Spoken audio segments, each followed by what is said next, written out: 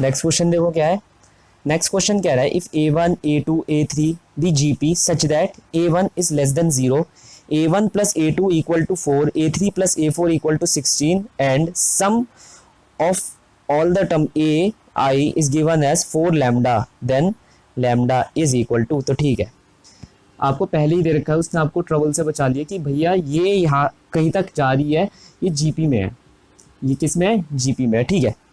और फिर कह रहा है कि A1, ये जो A1 है, A1 इज लेस देन 0, हर चीज़ पर हम ध्यान देंगे।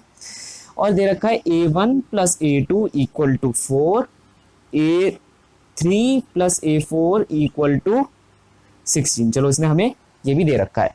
इसने हमसे सिंपल सिंपल क्या पूछा है कि भाई मैंने तुम्हें एक सिग्मा दिया जिसका आई वेरी कर रहा है 1 to 9, okay, a i equal to 4 lambda.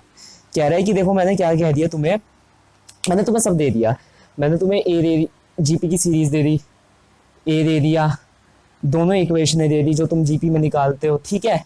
मैंने तुम्हें सम का फॉर्मूला भी दे दिया कि भाई 9 टर्म में कर लो सम, ठीक है। तुमसे वो पूछ रहा है कि लैम्डा की वैल्यू निकालो, ठीक है, कुछ ज्यादा बड़ा क्वेश्चन नहीं है। देखो कैसे, कंसेप्ट देखो, अगर मैं ये फॉर्मूला लेता हूं यहां से, उसने जो मुझे दे रखा है, ये चीज कह रहा है ए आई आई इक्वल टू 1 to 9, ये कह रहा है सम क्या होगा, A1 R n minus 1 upon में R माइनस 1, मानते हो ये तुम्हारा सम होगा जिसमें n की वैल्यू क्या होगी, 9 टर्म में है, ठीक है, बढ़िया है। अब तुम्हें 4 लैम्डा की वैल्यू निकालनी है। लैम्डा की वैल्यू निकालने के लिए तुम्हें क्या पता होना चाहिए, A1 पता होना चाहिए और R पता होना चाहिए, है कि नहीं। और कहने का मतलब ये है तुम्हारे पास दो अननोन है यहाँ पर, अगर तुम्हारे को इन दो अननोन की वैल्यू पता चल गई, इसकी वैल्यू आ जाएगी और इसकी वैल्यू पता चल गई तो लैम्डा की वैल्यू आ जाएगी। दो अननोन है और क्वेश्चन बनाने वाले ने क्या करा है, हमारे लिए आसानी कर दी, उसने कह दिया मैं तुम्हें दो इक्वेशन दे रहा हूँ यहाँ पर, दो अननोन दो इक्वेशन। तो हमारे दिमाग क्या कहता है, ठीक है भाई मैं इन इक्वेशन में इन अननोन्स को लगा दूंगा।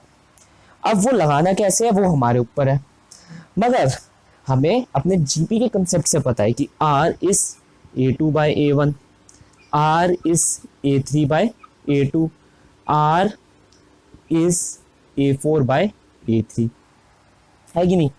अगर मुझे A1 अननोन निकालना है इन दो इक्वेशन से, दो इक्वेशन किस किस में दे रखी है, 1 2 3 एंड 4 में, तो 1 2 3 और 4 को मुझे 1 की फॉर्म में और R की फॉर्म में लिखना होगा।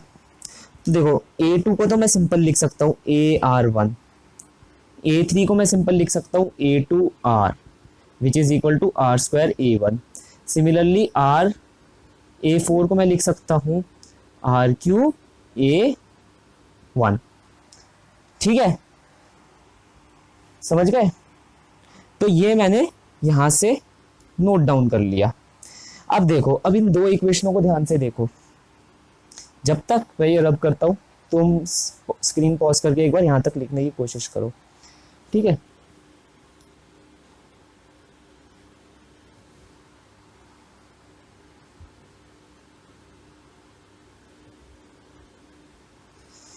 अच्छा देखो, पहली इक्वेशन क्या बनी, R plus 1 A1 equal to 4, है कि नहीं। ये R A1 है, ये A1 है, A1 कॉमन आ गया, ये हमारी इक्वेशन बन गई A।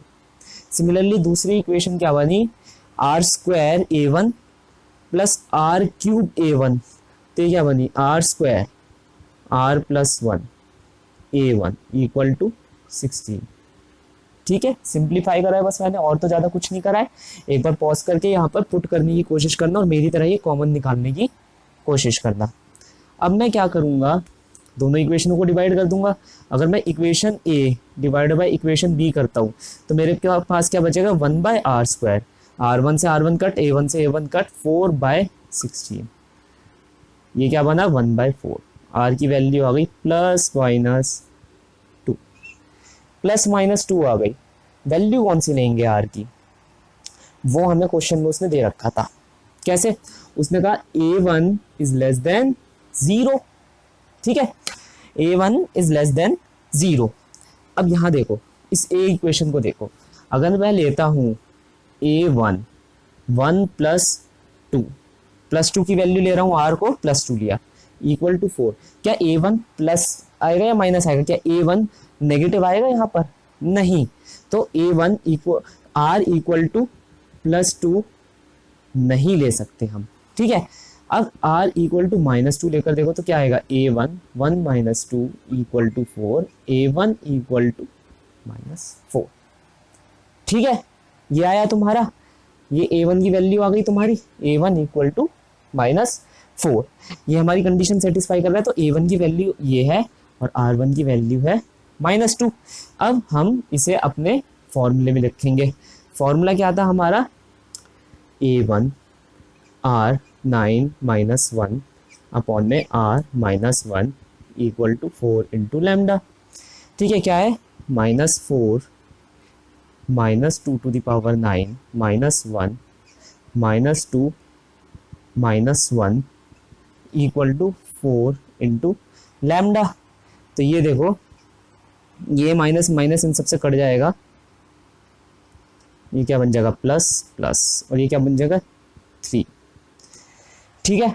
अब बस तुम इसे कैलकुलेट कर लो, कैलकुलेट करके क्या आंसर आ रहा है मैं तुम्हें बता देता हूँ। मैंने खुद यहाँ पर कॉपी में कैलकुलेट कर लिया था, ठीक है। तो ये आया 4/3 माइनस का 513 भाई इक्वल टू 4 लैम्डा, जहाँ से मेरी लैम्डा की वैल्यू हो गई -171, ठीक है। तो तुम्हारा टाइम मैंने बचा लिया। अब यहाँ तक आने की कोशिश करो, खुद वीडियो पॉज कर लो और खुद करने की कोशिश करो।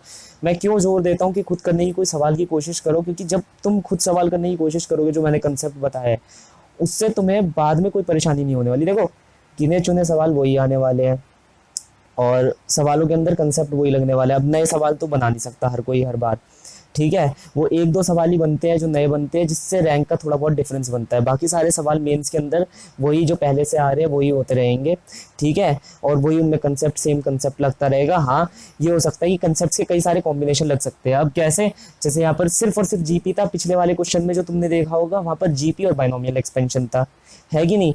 और ऐसे कई सारे कॉम्बिनेशन बन सकते हैं, ठीक है ना। तो इसलिए मैं कह रहा हूँ कंसेप्ट सीख लो, कंसेप्ट कैसे यूज होता है, फिर उसके बाद सवाल अपने आप ही सॉल्व होते जाएंगे, ठीक है। नेक्स्ट क्वेश्चन करेंगे इसके बाद।